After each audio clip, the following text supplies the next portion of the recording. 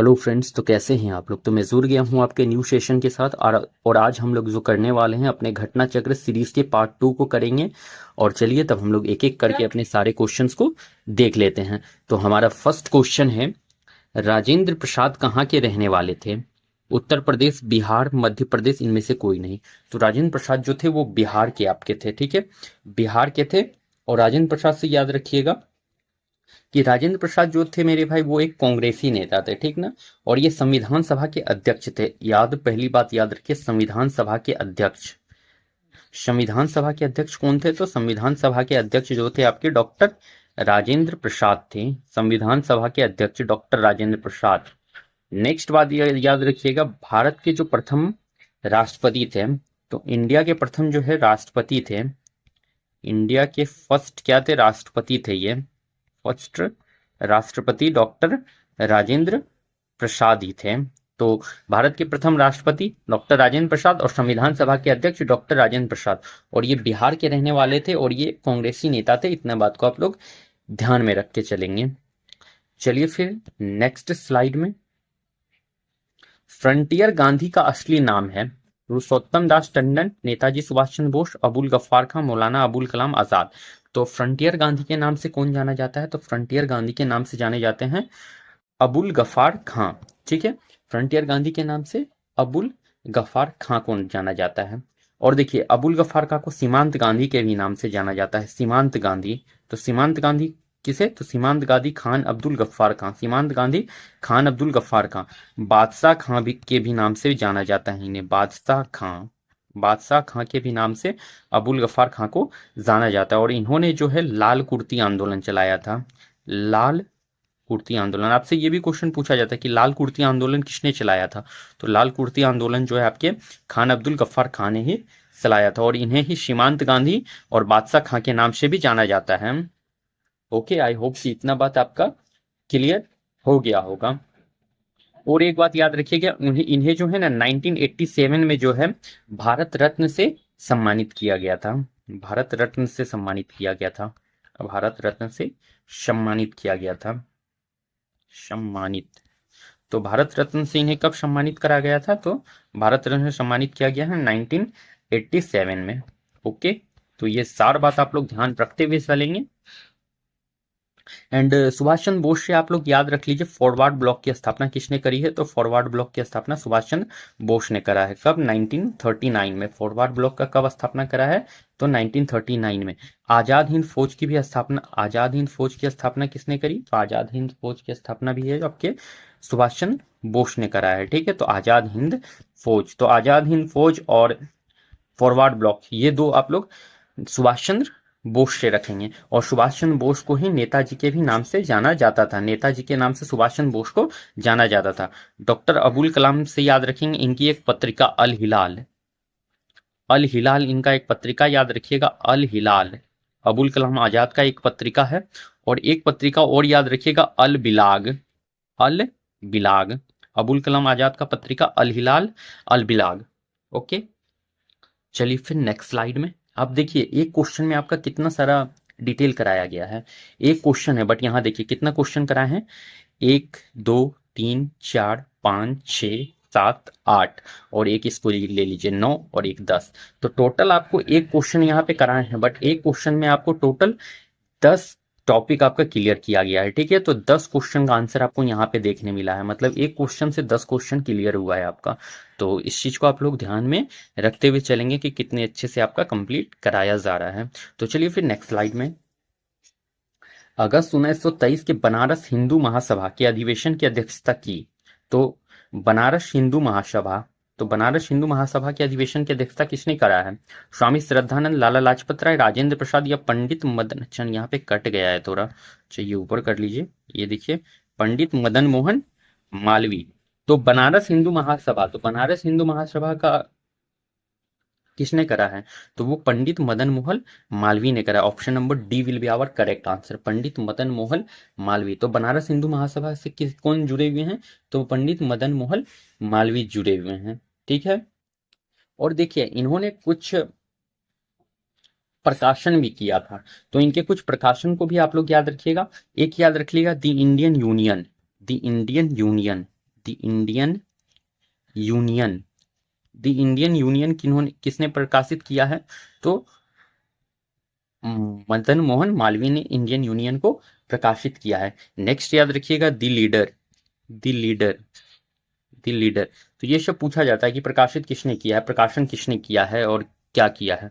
तो the Indian union का प्रकाशन मदन मोहन मालवीय ने और द लीडर का भी प्रकाशन मदन मोहन मालवीय ने करा है। ओके, चलिए फिर नेक्स्ट स्लाइड में 1946 ईस्वी में गठित अंतरिम सरकार के मंत्रिमंडल में श्रम विभाग किसे सौंपा गया था?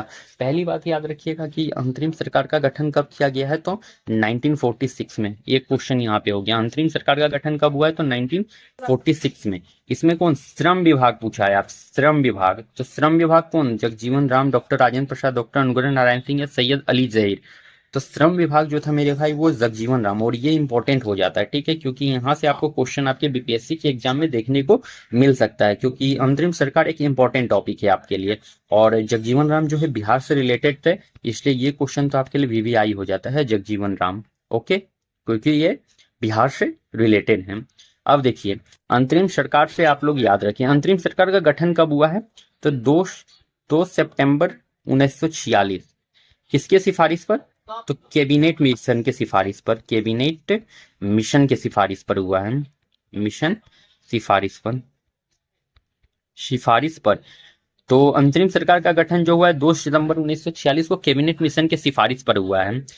अंतरिम सरकार में पीएम कौन थे आपके, प्रधानमंत्री कौन थे, तो जवाहरलाल नेहरू थे, JL नेहरू। अंतरिम सरकार में प्रधानमंत्री जवाहरलाल नेहरू थे। गृह मंत्री कौन थे, तो गृह मंत्री जो मेरे भाई वो थे आपके गृह मंत्री सरदार वल्लभ भाई पटेल, वल्लभ भाई पटेल। गृह मंत्री कौन थे, तो होम मिनिस्टर आपके वल्लभ भाई पटेल देखने को मिल जाते हैं, वल्लभ भाई पटेल।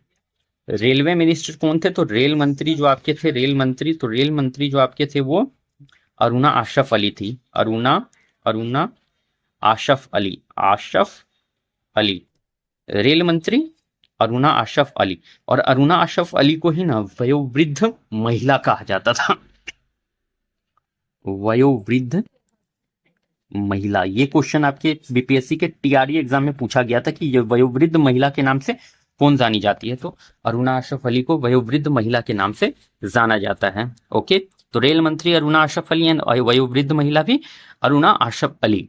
रक्षा मंत्री, तो रक्षा मंत्री जो देखने को मिलते हैं वो मिल जाते हैं आपके बलदेव सिंह, बलदेव सिंह, रक्षा मंत्री बलदेव सिंह। खाद्य एवं कृषि मंत्री, खाद्य एवं कृषि मंत्री, तो खाद्य एवं कृषि मंत्री जो आपके हैं वो डॉक्टर राजेंद्र प्रसाद है। खाद्य एवं कृषि मंत्री कौन है, डॉक्टर राजेंद्र प्रसाद। तो खाद्य एवं कृषि मंत्री कौन है, डॉक्टर राजेंद्र प्रसाद। और डॉक्टर राजेंद्र प्रसाद आपके लिए इंपॉर्टेंट हो जाते हैं क्योंकि ये बिहार से रिलेटेड है, तो हो सकता है आपको ये पूछ लिया जाए, ठीक है, डॉक्टर राजेंद्र प्रसाद। और एक याद रखिएगा आप लोग, वित्त मंत्री, वित्त मंत्री कौन होंगे, तो वित्त मंत्री आपके लियाकत अली देखने को मिल जाएंगे, लियाकत अली, वित्त मंत्री लियाकत अली देखने को मिल जाते हैं। और लियाकत अली ही जो थे पाकिस्तान के पहले पीएम भी थे। वित्त मंत्री जो आपसे थे भारत के, लियाकत अली, वही पाकिस्तान के पहले पीएम थे। शिक्षा मंत्री कौन थे आपके, तो शिक्षा मंत्री सी राजगोपाल, एक ले लीजिए आप लोग, शिक्षा मंत्री मतलब एडुकेशन मिनिस्टर। तो आपके जो अच्छा ये शिक्षा मंत्री यहाँ पे लिख देता हूँ, शिक्षा मंत्री कौन थे, तो शिक्षा मंत्री जो है आपके सी राजगोपालाचारी, सी राजगोपालाचारी। तो शिक्षा मंत्री आपके सी राजगोपालाचारी देखने को मिल जाते हैं। और यहाँ देखिए मैंने आपके एक क्वेश्चन से कितना सारा क्वेश्चन क्लियर कराया है, 1 2 3 4 5 6 7 8 9। तो आपका एक क्वेश्चन से मैंने 9 क्वेश्चन कंप्लीट कराया है, मतलब 9 क्वेश्चन का आपको आंसर यहाँ देखने को मिल गया है। और एक क्वेश्चन में ही टोटल डिटेल डिस्कशन अंतरिम सरकार खत्म है। तो ये आपके लिए इंपॉर्टेंट हो जाता है क्योंकि ऐसा डिटेल डिस्कशन बहुत कम ही देखने को मिलता है। तो इसको अच्छे से देखिए। और 9 क्वेश्चन एक ही स्लाइड में कंप्लीट हुआ है, वो भी 1.5 मिनट के अंदर में। चलिए फिर नेक्स्ट स्लाइड में, वर्ष 1946 में बनी अंतरिम सरकार में डॉक्टर राजेंद्र प्रसाद के पास कौन सा विभाग था? ये इंपॉर्टेंट है, बिहार से आपके डॉक्टर राजेंद्र प्रसाद हैं इसलिए ये इंपॉर्टेंट होता है। रक्षा, गृह, खाद्य एवं कृषि, तो खाद्य एवं कृषि मंत्री आपके डॉक्टर राजेंद्र प्रसाद थे।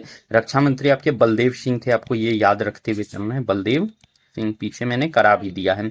और गृह मंत्री सरदार वल्लभ भाई पटेल थे, सरदार वल्लभ भाई पटेल। राजेंद्र प्रसाद जो है इंडिया के जो है ना पहले जो क्या थे, फर्स्ट प्रेसिडेंट, इंडिया के पहले क्या थे, राष्ट्रपति थे।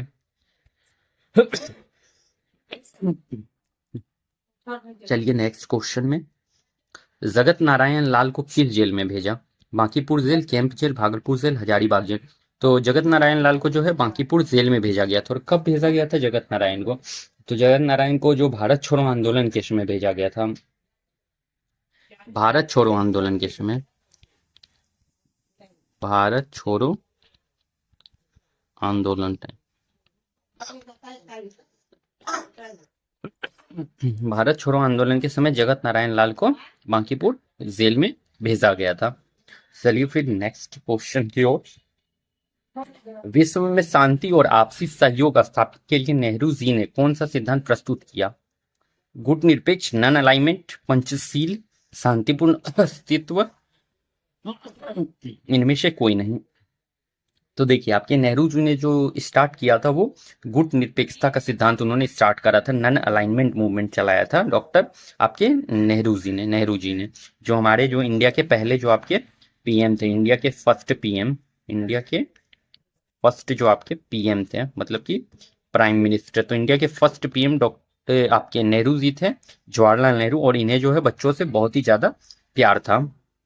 ओके, तो गुट निरपेक्षता का सिद्धांत किसने दिया है? तो नेहरू जी ने, जवाहरलाल नेहरू ने दिया है। गुट निरपेक्षता जवाहरलाल नेहरू ने दिया है।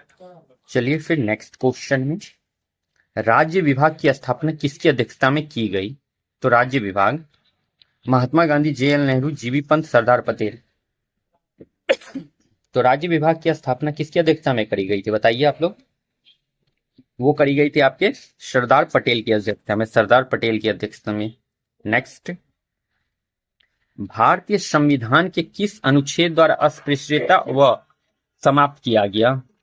तो अस्पृश्यता का अंत जो मेरे भाई वो हुआ है आपके अनुच्छेद 22, अनुच्छेद 14, अनुच्छेद 15, अनुच्छेद 17। तो अस्पृश्यता का अंत जो हुआ है वो हुआ है आपके अनुच्छेद 17 से। अस्पृश्यता का अंत अनुच्छेद 17। ओके, अस्पृश्यता का अंत किससे हुआ है? तो अनुच्छेद 17 से हुआ है अस्पृश्यता का।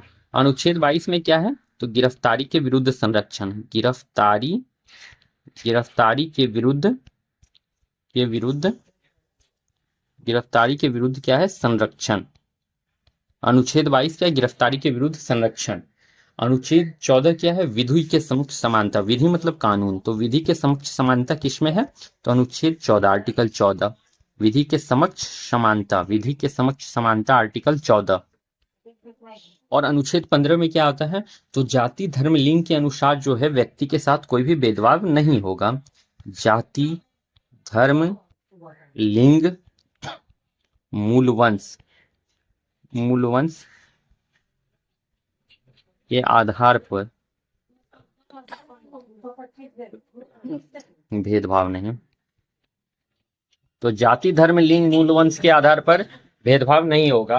मम्मी, भेदभाव नहीं होगा। अनुच्छेद 17 जो अस्पृश्यता का अंत है। ओके, और एक याद रखिएगा आप लोग, अनुच्छेद 21, तो आर्टिकल 21 क्या है? आर्टिकल 21 याद रखिएगा, व्यक्तिगत स्वतंत्रता का अधिकार, व्यक्तिगत स्वतंत्रता का अधिकार, व्यक्तिगत स्वतंत्रता का अधिकार जो है आपके आर्टिकल 21 में है।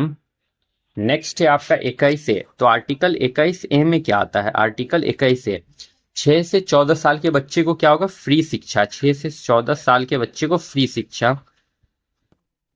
आर्टिकल 21 में क्या है? 6 से 14 साल बच्चे को निःशुल्क शिक्षा दिया जाएगा, मतलब कि फ्री शिक्षा, एडुकेशन दिया जाएगा।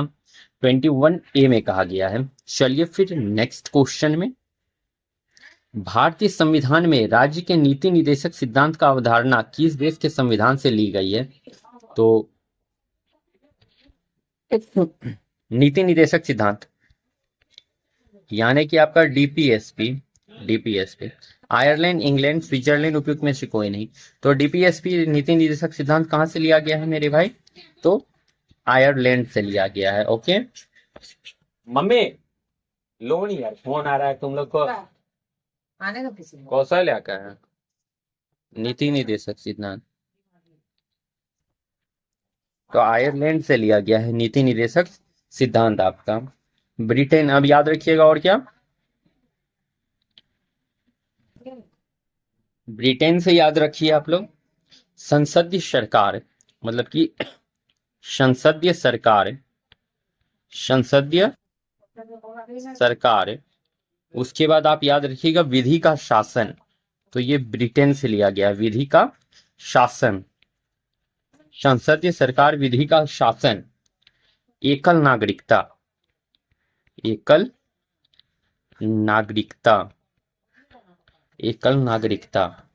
उसके बाद ब्रिटेन से ये तीन बात याद रखिए, संसदीय सरकार, विधि का शासन और एकल नागरिकता। आयरलैंड से याद रख लेना है आपको नीति निदेशक सिद्धांत यानी कि डीपीएसपी, और डीपीएसपी कितना में आता है? तो भाग 4 में आता है आपका डीपीएसपी। ओके, भाग 4 में क्या आता है आपका? डीपीएसपी भाग 4 में आता है, इस बात को याद रखिएगा आप लोग। अमेरिका से क्या लिया गया? यूएसए से, तो संयुक्त राज्य अमेरिका से लिया गया है। अमेरिका से आपका क्या लिया गया है बताइए? पहली चीज तो याद रखिएगा मौलिक अधिकार, मौलिक अधिकार, अधिकार, न्यायिक पूर्वावलोकन, पूर्वावलोकन, तो न्यायिक पूर्वावलोकन ये भी आपके यूएसए से लिया गया है। भारतीय संविधान की प्रस्तावना,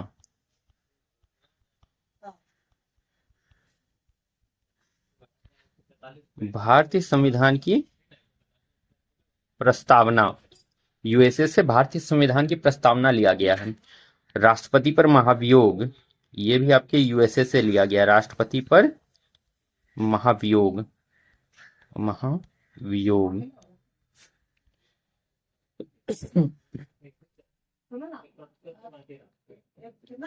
उसके बाद आप लोग याद रख लीजिए ऑस्ट्रेलिया, तो ऑस्ट्रेलिया से क्या लिया गया है मेरे भाई? तो ऑस्ट्रेलिया से आपका समवर्ती सूची लिया गया है, समवर्ती, समवर्ती, ऑस्ट्रेलिया से लिया गया है समवर्ती सूची, समवर्ती सूची ऑस्ट्रेलिया से। आप याद, उसके बाद याद रखिएगा रशिया, रशिया से क्या लिया गया है आपका? तो रशिया से लिया गया है आपका मौलिक कर्तव्य, मौलिक कर्तव्य, रशिया से लिया गया है आपका मौलिक कर्तव्य। ओके, रशिया से आपका लिया गया है मौलिक कर्तव्य। तो आई होप कि इतना आपको क्लियर हो गया होगा। ये भी आपके लिए इंपॉर्टेंट हो जाता है क्योंकि ये पूछ लिया जाता है कि क्या कहां से लिया गया है, तो ये भी देखते हुए चलेंगे। चलिए फिर नेक्स्ट क्वेश्चन में, भारतीय संविधान में मौलिक अधिकारों के विचार का संदर्भ किस देश से लिया गया है? तो मौलिक अधिकार कनाडा, आयरलैंड, संयुक्त राज्य अमेरिका, यूनाइटेड किंगडम। तो मेरे भाई मौलिक अधिकार जो लिया गया है वो कहां से लिया गया है बता दीजिए, आप ही लोग बता सकते हैं कोई? तो मौलिक अधिकार जो लिया गया है आपके संयुक्त राज्य अमेरिका, अमेरिका यूएसए से लिया गया है आपका मौलिक अधिकार। ओके, मौलिक अधिकार संयुक्त राज्य अमेरिका से लिया गया है। डीपीएसपी लिया गया है आपके आयरलैंड से, डीपीएसपी आयरलैंड से, और कनाडा से जो है संघ, वो वाला भी बता देना कनाडा से क्या कहते हैं उसको?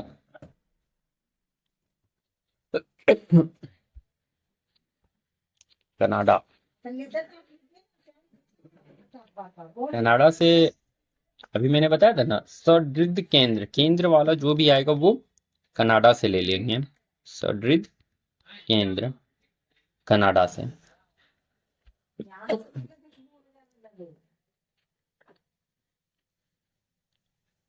चलिए फिर नेक्स्ट स्लाइड में हम लोग चलते हैं। भारत के संविधान की प्रस्तावना में निम्नलिखित में से किस एक को पहले मुख्य रूप से सम्मिलित नहीं किया गया था? स्वतंत्रता और समानता, धर्मनिरपेक्ष और प्रजातंत्र, समाजवाद और समानता, और उसके बाद आपका आता है समाजवाद और धर्मनिरपेक्षता। तो सम्मिलित नहीं किया था वो आपके समाजवाद और धर्मनिरपेक्षता को सम्मिलित नहीं किया गया था। चलिए फिर नेक्स्ट स्लाइड में, भारतीय संविधान की प्रस्तावना में किस संशोधन द्वारा समाजवादी एवं धर्मनिरपेक्ष शब्द जोड़े गए? तो समाजवादी एवं धर्मनिरपेक्ष शब्द जो जोड़ा गया है वो 39वां, 40वां, 42वां, 44वां। तो धर्मनिरपेक्ष शब्द और समाजवादी शब्द जो जोड़ा गया वो 42वां संविधान संशोधन के द्वारा जोड़ा गया। 42वां संविधान संशोधन कब हुआ? तो 1976। 42वां संविधान से 1976 के द्वारा जोड़ा गया है। और 42वां संविधान संशोधन के द्वारा ही आपके 10 मौलिक कर्तव्य जोड़ा गया है। 42वां संविधान संशोधन के द्वारा ही 10 मौलिक कर्तव्य भी जोड़ा गया है। और प्रेजेंट में जो मौलिक कर्तव्य है मेरे भाई, वो प्रेजेंट में जो आपके मौलिक कर्तव्य हैं प्रेजेंट टाइम में 11 मौलिक कर्तव्य हैं। 11 मौलिक कर्तव्य हैं, मौलिक कर्तव्य हैं, फंडामेंटल ड्यूटी जिसे कहते हैं। तो प्रेजेंट टाइम में कितने मौलिक कर्तव्य? 11 मौलिक कर्तव्य हैं। और 42वां संविधान संशोधन से 2 बात याद रखना है, प्रस्तावना में समाजवादी एवं धर्मनिरपेक्ष शब्द जोड़ा गया, और दूसरी बात है 10 मौलिक कर्तव्य जोड़ा गया। ओके, चलिए फिर नेक्स्ट स्लाइड में हम लोग चलते हैं। निम्नलिखित में से कौन सा भारतवर्ष को एक धर्मनिरपेक्ष राज्य के रूप में वर्णित करता है? मौलिक अधिकार, 9वीं अनुसूची, मौलिक कर्तव्य, संविधान का प्रस्तावना। तो धर्मनिरपेक्ष राज्य के रूप में वर्णित करता है वो संविधान का प्रस्तावना वर्णित करता है। संवैधानिक उपचार का अधिकार किसके अंतर्गत आता है? मौलिक अधिकार, कानूनी अधिकार, संवैधानिक अधिकार, प्राकृतिक अधिकार। तो संवैधानिक उपचार का अधिकार किसके अंतर्गत आता है मेरे भाई? तो वो आपका देखिए मौलिक अधिकार के भी अंतर्गत आता है, कानूनी अधिकार के अंतर्गत है, और संवैधानिक अधिकार के अंतर्गत है। मतलब ये आपका जो करेक्ट आंसर होने वाला हो ए, बी, सी तीनों देखने को मिल जाता है। ओके, प्रथमतः आपात स्थिति की घोषणा कितने समय काल के लिए सीमित की जा सकती है? तो कितने समय के लिए जो है पहली बार जो है आपका वो आपात स्थिति की घोषणा की जा सकती है? तो वो जो करा जा सकता है वो 3 महीना, 15 दिन, 1 साल या 2 महीना। तो ये ना तो 3 महीना होगा, ना ही 15 दिन होगा, ना ही 1 साल होगा, ना ही 2 महीना। तो कितने महीने के लिए होता है मेरे भाई? तो वो 6 महीना के लिए किया जाता है। ठीक है, 6 महीना के लिए किया जाता है। और आपातकाल जो, अब आपातकाल से आप लोग याद रखिएगा, तो आपातकाल जो आपका होता है वो 3 टाइप का होता है। आपातकाल जो है 3 टाइप का होता है। पहला तो आपातकाल है राष्ट्रीय आपातकाल, राष्ट्रीय आपातकाल, और ये कितने आर्टिकल में आता है? तो 352, राष्ट्रीय आपातकाल। दूसरा आता है राष्ट्रपति शासन, राष्ट्रपति शासन, ये आता है 356 में। और तीसरा जो आता है वो आता है वित्तीय आपातकाल, और वो आता है आर्टिकल 360 में। राष्ट्रीय आपातकाल की घोषणा कौन करता है? तो घोषणा राष्ट्रपति करते हैं। राष्ट्रपति घोषणा कौन करते हैं? तो राष्ट्रीय आपातकाल की घोषणा जो है राष्ट्रपति करते हैं। राष्ट्रपति शासन की भी घोषणा कौन करता है? तो राष्ट्रपति ही करते हैं, राष्ट्रपति। और वित्तीय आपातकाल की घोषणा कौन? तो राष्ट्रपति ही करते हैं, राष्ट्रपति। तो घोषणा तीनों का राष्ट्रपति ही करेंगे, इसको याद रख लेना है। और लगा कितनी बार है? तो राष्ट्रीय आपातकाल अभी तक में 3 बार लगा है। और राष्ट्रपति शासन कितनी बार लगा है? तो बहुत बार लग चुका है राष्ट्रपति शासन हमारे भारत में। और वित्तीय आपातकाल अभी तक 1 बार भी नहीं लगा है। और बिहार में पहली बार राष्ट्रपति शासन कब लगा था? तो बिहार में पहली बार जो है राष्ट्रपति शासन जो है 1968 में बिहार में पहली बार लगा। 1968 में बिहार में पहली बार लगा था राष्ट्रपति शासन, पहली बार। और अभी तक बिहार में कितनी बार राष्ट्रपति शासन लग चुका है? तो 8 बार लग चुका है, 8 बार लग चुका है। तो बिहार में कितनी बार राष्ट्रपति शासन लग चुका है अब तक? तो 8 बार लग चुका है। और पहली बार जो 1968 में लगा था। और एक बात ये भी याद रखेंगे कि आपातकाल को राष्ट्रपति कभी भी हटा सकते हैं। आपातकाल को कौन हटा सकता है? तो राष्ट्रपति कभी भी हटा सकते हैं आपातकाल को। केंद्र शासित प्रदेश के मुख्यमंत्री जहां पर इस तरह प्रावधान है किसके द्वारा नियुक्त किए जाते हैं, तो केंद्र शासित प्रदेश के मुख्यमंत्री किसके द्वारा नियुक्त किए जाते हैं ये पूछा है। तो केंद्र शासित प्रदेश के जो मुख्यमंत्री वो नियुक्त होते हैं राष्ट्रपति, प्रधानमंत्री, उपराष्ट्रपति या उपराज्यपाल के द्वारा। तो केंद्र शासित प्रदेश के मुख्यमंत्री जो है वो राष्ट्रपति के द्वारा नियुक्त किए जाते हैं। और राष्ट्रपति का आर्टिकल जो है 52 से 62 तक याद रखेंगे। आर्टिकल 52 से 62 जो है आपके राष्ट्रपति आते हैं। राष्ट्रपति जो है आपके रक्षा बल के कमांडर होते हैं, रक्षा बल के कमांडर। राष्ट्रपति जो होते हैं रक्षा बल के कमांडर होते हैं। भारत का प्रथम नागरिक कौन होता है, तो भारत का प्रथम नागरिक तो जो है राष्ट्रपति होता है। भारत का प्रथम नागरिक, तो भारत का प्रथम नागरिक जो है राष्ट्रपति ही होता है। ओके, और राष्ट्रपति का आर्टिकल कितना है 52 से 62। और राष्ट्रपति का कार्यकाल कितने वर्षों का होता है, तो 5 साल का कार्यकाल होता है। का कार्यकाल, राष्ट्रपति का कार्यकाल जो होता है 5 वर्षों का होता है। चलिए फिर नेक्स्ट स्लाइड में, भारत के संसद का व्यय किसके द्वारा नियंत्रित किया जाता है। यहाँ पे पूछा है आपसे कि भारत का जो सांसद होता है उसका जो व्यय होता है, खर्च जो होता है वो किसके द्वारा नियंत्रित होता है, राष्ट्रपति, नीति आयोग, वित्त आयोग, नियंत्रक व महालेखा परीक्षक। तो संसद का जो व्यय जो होता है मेरे भाई वो नियंत्रित होता है राष्ट्रपति के द्वारा, तो नहीं। नीति आयोग नहीं, वित्त आयोग नहीं, नियंत्रक व महालेखा परीक्षक नहीं। तो भारत के जो सांसद होता है उसका जो व्यय जो नियंत्रित होता है तो वो सांसद के द्वारा ही होता है, सांसद के द्वारा ही होता है। तो व्यय जो नियंत्रित होता है वो सांसद के द्वारा ही होता है। चलिए फिर नेक्स्ट स्लाइड में। अच्छा, तो हमारा क्वेश्चन आज का यहाँ पे कंप्लीट हो गया है। तो चलिए फिर हम लोग कल मिलते हैं अपने किसी नेक्स्ट सेशन में। और आज जो है हम लोग घटना चक्र का सीरीज का पार्ट 2 किए हैं और कल जो है पार्ट 3 करेंगे। तो चलिए फिर मिलते हैं हम लोग अपने किसी नेक्स्ट सेशन में। तब तक के लिए thank you and best of luck.